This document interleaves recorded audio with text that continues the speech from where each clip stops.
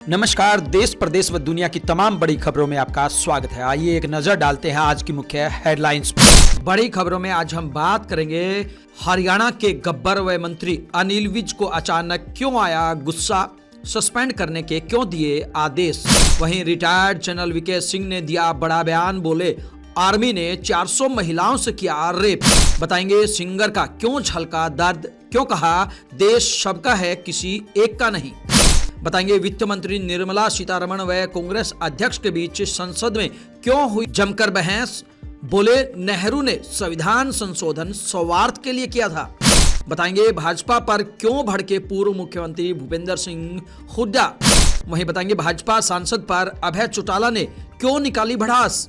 बड़ी खबरों में बात करेंगे बच्चे को च्युइंगम खाने से रोकने पर हरियाणा के सरकारी मास्टरों की क्यों हुई पिटाई, मामले में क्या आया है नया मोड़। वहीं किसान आंदोलन हुआ तेज, हरियाणा के किसानों ने हजारों ट्रैक्टरों के साथ निकाला मार्च, सरकार की बढ़ी मुश्किलें। बताएंगे किसान नेता राकेश टिकैत के बड़े बयान से क्यों मचा बवाल। वहीं हरियाणा के 16 जिलों में शीतलहर को लेकर क्या है अलर्ट, इस पर भी बात करेंगे। बताएंगे राहुल गांधी को नेहरू के डॉक्यूमेंट्स वापस करने के किसने और क्यों दिया आदेश। बात करेंगे हरियाणा में एक बार फिर क्यों एक्टिव हुए मनोहर लाल खट्टर। बड़ी खबरों में बात करेंगे हरियाणा में 2 हफ्ते के भीतर पक्के होंगे सभी कच्चे कर्मचारी। बात करेंगे गैंगस्टर के मामले में डीएसपी पर गिरेगी गाज की। वहीं हरियाणा कांग्रेस एमएलए का अपने ही कांग्रेस नेता पर तंज, बोले छाछ तो बोले बोले छालनी भी बोलने लगी है। अब देखिए खबरें विस्तार से। आइए बात करते हैं मंत्री अनिल विज को क्यों आया गुस्सा। जी हां, हरियाणा के परिवहन एवं ऊर्जा मंत्री ने असिस्टेंट क्लर्क को सस्पेंड करने का ऑर्डर जारी किया। यह आदेश उन्होंने बुजुर्ग की डेट ऑफ बर्थ वेरीफाई न करने पर दिया था। इस दौरान वह विभाग के अधिकारी पर भी भड़क गए। उन्होंने कहा कि तमाशा बना रखा है, जब तुम्हारा यहाँ ये हाल है तो वहाँ क्या करते होगे। विज ने कहा कि मैं किसी को माफ नहीं करता हूँ। अनिल विज ने अंबाला में अपने घर पर जनता दरबार लगाया था। यहाँ कई जगहों से लोग पहुंचे हुए थे। इनमें एक बुजुर्ग व्यक्ति अपनी पत्नी के साथ पेंशन न बनने की शिकायत लेकर पहुंचा था। बस फिर क्या था, जैसे ही बुजुर्ग दंपत्ति ने अपनी बात अनिल विज के सामने रखी और अपनी आप बीती बताई तो तुरंत अनिल विज गुस्सा हो गए और तुरंत क्लर्क को सस्पेंड करने के आदेश दे दिए। आइए बात करते हैं रिटायर्ड जनरल वीके सिंह के बयान की। जी हां, 16 दिसंबर के ही दिन 1971 के युद्ध में भारत ने पाकिस्तान को खदेड़ा और बांग्लादेश बनाया था। इस लड़ाई में भारतीय सेना के पूर्व अध्यक्ष जनरल वीके सिंह भी शामिल हुए थे। उन्होंने भारत पाकिस्तान के बीच जंग के हालात को लेकर रायपुर में बातचीत की। वे यहाँ एक मैराथन इवेंट में शामिल होने पहुंचे थे। वीके सिंह ने बताया, मुझे याद है जब हम चटगांव पहुंचे थे, मैं अपनी टुकड़ी को लेकर मेडिकल कॉलेज में गया था। वहां पर पाकिस्तान की सेना ने नस्ल सुधारने के लिए कैंप बना रखा था। यहाँ वे महिलाओं को पकड़ कर लाते थे। सैनिक उनको अपनी हवस का शिकार बनाते थे। पाकिस्तान आर्मी ने बांग्लादेश के चटगांव की महिलाओं से क्रूरता की। तकरीबन उस समय 400 महिलाएं थीं। वह अर्धनग्न और नग्न अवस्था में पड़ी थी। इनमें कई महिलाएं गर्भवती भी थीं, जिनके साथ पाकिस्तानी सेना ने उनको अपना हवस का शिकार बनाया था। आइए बात करते हैं शो कैंसिल होने पर छलके सिंगर के दर्द की। जी हाँ, पंजाबी सिंगर रंजीत बावा का हिमाचल में शो कैंसिल होने पर दर्द छलका है। सिंगर ने सोशल मीडिया पर पोस्ट शेयर कर नाराजगी जताई है। रंजीत बावा ने कहा कि कुछ लोगों ने पॉलिटिक्स खेलकर हिंदू सिख का मुद्दा बनाया। बावा ने कहा कि जिस गाने को लेकर मेरा विरोध किया जा रहा है उसे मैं 4 साल पहले ही डिलीट कर चुका हूँ। कलाकार लोगों के मनोरंजन के लिए होता है, लेकिन उनका विरोध करने वाले विश्व हिंदू परिषद और बजरंग दल नफरत का सबूत दे रहे। यह देश सबका है, किसी एक का नहीं। बता दें कि बावा को नालागढ़ के रेड क्रॉस मेले में परफॉर्मेंस के लिए बुलाया गया था। हालांकि विश्व हिंदू परिषद और बजरंग दल ने इसका विरोध कर दिया। उनका कहना था कि बावा ने अपने गाने में हिंदुओं की धार्मिक भावनाओं को आहत किया है। उनके विरोध के बाद प्रशासन ने बावा का शो कैंसिल कर सिंगर कुलविंदर बिल्ला को बुला लिया। आइए बात करते हैं वित्त मंत्री व कांग्रेस अध्यक्ष के बीच संसद में हुई जमकर बहस की। जी हां, राज्यसभा में संविधान पर चर्चा के दौरान वित्त मंत्री निर्मला सीतारमण और कांग्रेस अध्यक्ष मल्लिकार्जुन खड़गे के बीच जमकर तकरार हुआ। वित्त मंत्री ने कहा, कांग्रेस पार्टी परिवार और वंशवाद की मदद करने के लिए बेशर्मी से संविधान में संशोधन करती रही।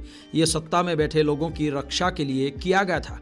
इस पर खड़गे ने कहा, जो लोग तिरंगे, अशोक चक्र और संविधान से नफरत करते थे वे आज शिक्षा दे रहे हैं। जब संविधान बना तो इन लोगों ने इसे जला दिया था। जिस दिन संविधान अपनाया गया था, इन्होंने रामलीला मैदान दिल्ली में बाबा साहब अम्बेडकर, जवाहरलाल नेहरू, महात्मा गांधी के पुतले जलाए थे। आरएसएस के नेता संविधान का विरोध इसलिए करते हैं क्योंकि यह मनुस्मृति पर आधारित नहीं है। खड़गे ने कहा, वित्त मंत्री निर्मला सीतारमण जी जवाहरलाल नेहरू विश्वविद्यालय जेएनयू से ग्रेजुएट है। मैंने म्यूनिसिपल स्कूल से पढ़ाई किया, लेकिन संविधान हमने भी थोड़ा बहुत पढ़ा है। निर्मला जी की अंग्रेजी और हिंदी अच्छी होगी, लेकिन उनके कर्म अच्छे नहीं है। बस फिर क्या था। उसके बाद पूरी राज्यसभा में जमकर हंगामा होने लगा। आइए बात करते हैं बीजेपी पर क्यों भड़के भूपेंद्र सिंह हुड्डा। जी हां, हरियाणा के पूर्व सीएम भूपेंद्र सिंह हुड्डा ने रोहतक स्थित अपने आवास पर प्रेस कॉन्फ्रेंस की। इस दौरान उन्होंने किसान आंदोलन और किसान नेता जगजीत डल्लेवाल की भूख हड़ताल पर बयान देते हुए कहा कि जगजीत डल्लेवाल की हालत गंभीर है, यह मामला नया नहीं है। हुड्डा ने कहा कि किसान पहले से ही इसकी मांग कर रहे थे। जब तीनों कृषि कानून घोषित हुए और वापस लिए गए तो किसानों को भरोसा दिया गया था कि एमएसपी की कानूनी गारंटी होगी और स्वामीनाथन का फार्मूला लागू किया जाएगा।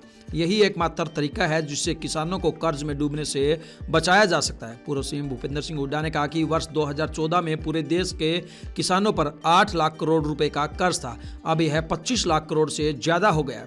किसान कर्ज में डूबा हुआ है, सरकार को उनसे बात करनी चाहिए। जगजीत डल्लेवाल की हालत गंभीर है, इसलिए बातचीत कर समाधान निकालना चाहिए। आइए बात करते हैं भाजपा सांसद पर क्यों भड़के अभय सिंह चौटाला। जी हां, इनेलो के राष्ट्रीय महासचिव अभय सिंह चौटाला ने भाजपा के राज्यसभा सांसद रामचंद्र जांगड़ा के किसान आंदोलन को लेकर दिए गए विवादित बयान पर पलटवार किया है। इस दौरान अभय सिंह चौटाला ने प्रतिक्रिया देते हुए कहा कि वह बहुत घटिया सोच के आदमी है। मैं उसे आज से नहीं बहुत पहले से जानता हूं। ऐसे लोगों का सामाजिक बहिष्कार होना चाहिए। भाजपा को उसके खिलाफ सख्त एक्शन लेना चाहिए। जो माताओं बहनों की इज्जत नहीं करता, जो किसानों को नशेड़ी कहता है, ऐसे लोगों का इलाज जरूर होना चाहिए।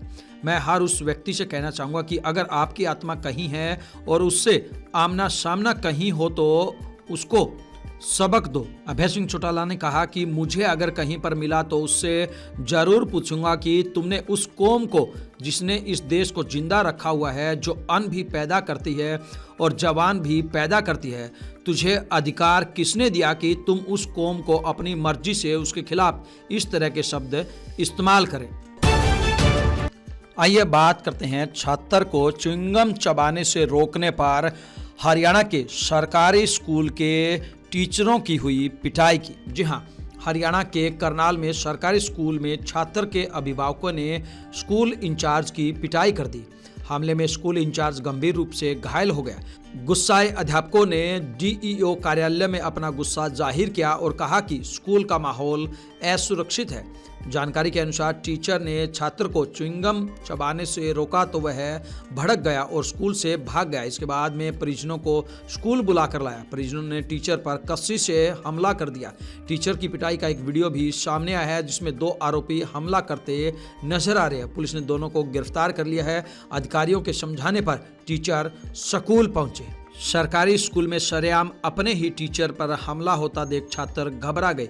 स्कूल में अफरा तफरी और तनाव का माहौल बन गया। महिला टीचर और बच्चे बार बार चिल्ला रहे थे कि सर भाग जाओ, सर भाग जाओ। हमले के बाद इंचार्ज बेसुध हुए और हमलावर मौके से फरार हो गए। बहरहाल पुलिस ने दोनों आरोपियों को गिरफ्तार कर लिया है। दोनों को कोर्ट में पेश किया गया।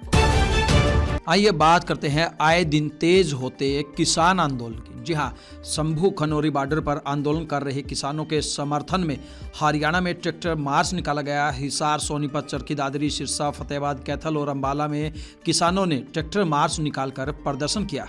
वहीं हांसी में किसान ट्रैक्टर पर रामायण टोल से मिनी सचिवालय तक गए। वहीं सोनीपत के खरखोदा में रोहड़ा बाईपास चौक से मार्च निकाला गया। पंजाब में मार्च निकालने का ऐलान नहीं हुआ था। यहां 18 दिसंबर को रेल रोको आंदोलन किया जाएगा। रेल रोको आंदोलन पर परिवहन मंत्री अनिल विज ने कहा कि किसानों को ट्रेन नहीं रोकनी चाहिए, इससे आम लोगों को ही परेशानी होती है। वहीं हरियाणा बीजेपी अध्यक्ष मोहनलाल बड़ोली ने कहा कि प्रदेश में हम 24 फसलों पर एमएसपी दे रहे हैं। कांग्रेस और आपकी सरकार भी किसानों को एमएसपी पर फसल खरीदने की गारंटी दे। बहरहाल जिस प्रकार से हरियाणा में आज किसान आंदोलन के समर्थन में ट्रैक्टर मार्च निकाला गया है, उससे अब हरियाणा के किसान भी इस आंदोलन में कूद गए हैं और आने वाले समय में सरकार की मुश्किलें बढ़ सकती हैं। आइए बात करते हैं किसान नेता राकेश टिकैत के बड़े बयान की। भारतीय किसान यूनियन के राष्ट्रीय प्रवक्ता राकेश टिकैत हरियाणा के करनाल में पहुंचे, जहां उन्होंने किसान यूनियनों को नसीहत देते हुए कहा कि खनौरी और शंभू बॉर्डर पर किसान बैठे हुए हैं। ऐसे में किसानों को आपस में बैठकर बातचीत करनी चाहिए और एकजुट रहना चाहिए। उन्होंने कहा कि बटोगे तो लूटोगे। जी हाँ, राकेश टिकैत ने कहा कि 10 महीने पहले जब आंदोलन शुरू हुआ था तो उस वक्त भी हमने यही कहा था कि संयुक्त किसान मोर्चा और अन्य सभी किसान इकट्ठे हो जाएं। दिल्ली कूच की कॉल कोई भी अलग अलग न दे। कोई यूपी से दिल्ली कूच की कॉल करता है तो कोई राजस्थान से दिल्ली कूच की कॉल करता है।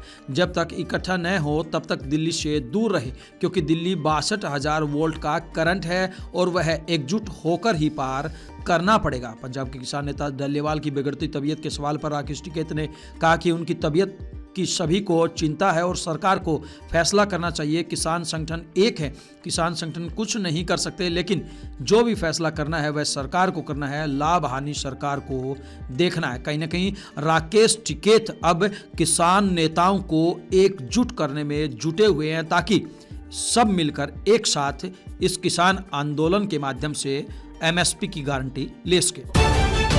आइए बात करते हैं हरियाणा के 16 जिलों में शीतलहर की। जी हाँ, हरियाणा में लगातार 8 दिन से शीतलहर चल रही है। मौसम विभाग ने 16 जिलों में येलो अलर्ट जारी किया है। इनमें कुरुक्षेत्र, कैथल, करनाल, सिरसा, फतेहाबाद, हिसार, भिवानी, रोहतक, झज्जर, चरखी दादरी, महेंद्रगढ़, रेवाड़ी, गुरुग्राम, फरीदाबाद, मेवात और पलवल शामिल है। इन जिलों में 10 से 11 किलोमीटर प्रति घंटे की रफ्तार से ठंडी हवाएं चलेंगी। इनमें से 6 जिले ऐसे भी हैं जहां कुछ जगहों पर बादल छाने के भी आसार है। हिसार का न्यूनतम तापमान 0.6 डिग्री रिकॉर्ड किया गया। यह सामान्य से -7.5 डिग्री कम है। नारनौल का न्यूनतम तापमान 1.4 डिग्री दर्ज हुआ है। उत्तर पश्चिम से चल रही पहाड़ी हवाओं के कारण प्रदेश में ऐसे हालात बने हैं। रात के न्यूनतम तापमान में 1.7 डिग्री की गिरावट आई है। रोहतक के दिन सबसे ठंडे रहे। यहाँ का अधिकतम तापमान 20 डिग्री से भी नीचे आ गया। यहाँ का अधिकतम पारा 18.6 डिग्री रिकॉर्ड किया गया। आइए बात करते हैं राहुल गांधी को किसने कहा कि वो नेहरू के डॉक्यूमेंट वापस कर दे। जी हाँ, पीएम म्यूजियम की ओर से नेता प्रतिपक्ष राहुल गांधी को लेटर लिखा गया है जिसमें उनसे नेहरू से जुड़े डॉक्यूमेंट वापस करने की मांग की गई है। प्रधानमंत्री म्यूजियम और लाइब्रेरी सोसाइटी के सदस्य रिजवान कादरी ने कहा कि 2008 में यूपीए कार्यकाल में 51 बक्सों में भरकर नेहरू के पर्सनल लेटर सोनिया गांधी के पास पहुंचाए गए थे। या तो सभी लेटर वापस किए जाएं या फिर इन्हें स्कैन करने की इजाज़त दी जाए, क्योंकि ये डॉक्यूमेंट पहले ही पीएम म्यूजियम का हिस्सा थे। रिजवान ने कहा, सितंबर 2024 में भी मैंने सोनिया गांधी को लेटर लौटाने के लिए पत्र लिखा था, लेकिन उनसे कोई जवाब नहीं मिलने पर मैंने अब राहुल गांधी को पत्र लिखा है। राहुल गांधी को रिजवान ने 10 दिसंबर को लेटर लिखा था। हालांकि इसकी जानकारी अब सामने आई है। आइए बात करते हैं मनोहर खट्टर एक बार फिर क्यों हुए हरियाणा में एक्टिव। जी हाँ, हरियाणा में निकाय चुनाव से पहले करनाल से बीजेपी सांसद और केंद्रीय मंत्री मनोहर खट्टर एक्टिव हो गए। मनोहर की टीम अब यूथ पर फोकस करेगी। इसके लिए मनोहर खट्टर का युवाओं से सीधा संवाद कराने का प्लान बनाया गया है। इस संवाद के जरिए हरियाणा के छोरों को खट्टर कौशल और आत्मनिर्भरता का मंत्र देंगे। इसके लिए 31 दिसंबर को रोहतक की महर्षि दयानंद यूनिवर्सिटी में युवा गौरवशाली समारोह का आयोजन किया जा रहा है। इस समारोह में मनोहर खट्टर युवा संविधान के सम्मान और स्वाभिमान को अपने जीवन में लागू करने का संकल्प दिलाएंगे। समारोह की खास बात यह होगी कि प्रदेश भर से युवा जुटेंगे, जिसमें युवा उद्यमी, युवा सरपंच और खिलाड़ी शामिल होंगे। आइए बात करते हैं हरियाणा के कच्चे कर्मचारियों को पक्का करने की। जी हां, हरियाणा में 20 साल बाद कच्चे कर्मचारी नियमित होंगे। सरकार ने बताया है कि 2 सप्ताह के भीतर ही ऐसे कर्मचारियों को नियुक्ति पत्र जारी कर दिए जाएंगे। यह जानकारी प्रदेश सरकार ने अस्थायी कर्मचारियों की ओर से दायर अवमानना याचिका के जवाब में पंजाब एंड हरियाणा हाईकोर्ट में यह जानकारी दी है। मुख्य सचिव कार्यालय की ओर से इसको लेकर एक प्रस्ताव वित्त विभाग को भेजा गया था, जिस पर वित्त विभाग ने अपनी मुहर लगा दी है। हरियाणा में 20 साल से अधिक समय से कार्यरत सभी अस्थायी कर्मचारियों को नियमित करने के लिए कैडर पदों के सृजन को मंजूरी दे दी है। मुख्यमंत्री नायब सिंह सैनी के निर्देश के बाद 28 नवंबर को मुख्य सचिव कार्यालय पहले ही मंजूरी दे चुका है। कहीं न कहीं हरियाणा सरकार के इस फैसले से कच्चे कर्मचारियों में काफी खुशी देखने को मिल रही है। आइए बात करते हैं गैंगस्टर के मामले में डीएसपी की बर्खास्तगी की। जी हाँ, पंजाब पुलिस की कस्टडी में गैंगस्टर लॉरेंस के इंचू मामले में सस्पेंड डीएसपी गुरसेर सिंह को नौकरी से हटाया जाएगा। इसके लिए सरकार ने मंजूरी दे दी है। पंजाब एंड हरियाणा हाईकोर्ट में हुई सुनवाई के दौरान सरकार ने यह जानकारी दी। सरकार ने बताया कि इसकी file Punjab public service commission को भेज दी है। यह कार्रवाई एसआईटी की रिपोर्ट के आधार पर तैयार की है। 25 अक्टूबर को गुरसेर सिंह को सस्पेंड किया था। उसके साथ 6 और अधिकारी सस्पेंड किए गए थे। मोहाली के तत्कालीन एसएसपी विवेकशील सोनी के बारे में हाईकोर्ट ने कहा कि वह उस जिले के मुख्य अधिकारी थे, उन्हें भी सस्पेंड किया जाना चाहिए। इस पर सरकारी वकील ने कहा कि एसआईटी ने उनकी कोई भूमिका नहीं बताई है, उन्हें पहले ही पब्लिक डीलिंग के पद से हटा दिया गया है। आइए बात करते हैं हरियाणा कांग्रेस एमएलए ने अपने ही नेता पर निकाली भड़ास। बोले छाछ तो बोले छालनी भी बोलने लगी है। जी हां, हरियाणा के सोनीपत की बड़ौदा सीट से कांग्रेस विधायक इंदुराज नरवाल उर्फ भालू करनाल पहुंचे। उन्होंने अपनी ही पार्टी के असम से पूर्व विधायक शमशेर गोगी के बयान जीत का सेहरा बांधने वाले हार की जिम्मेदारी भी ले, पर भालू ने कहा कि छाछ तो बोले बोले अपनी छालनी भी बोलने लगी है। बड़ौदा विधायक ने पत्रकारों से बातचीत में कहा कि पार्टी के सभी नेताओं को अपने अंदर झांक कर देखना चाहिए कि कहां पर कमी रही।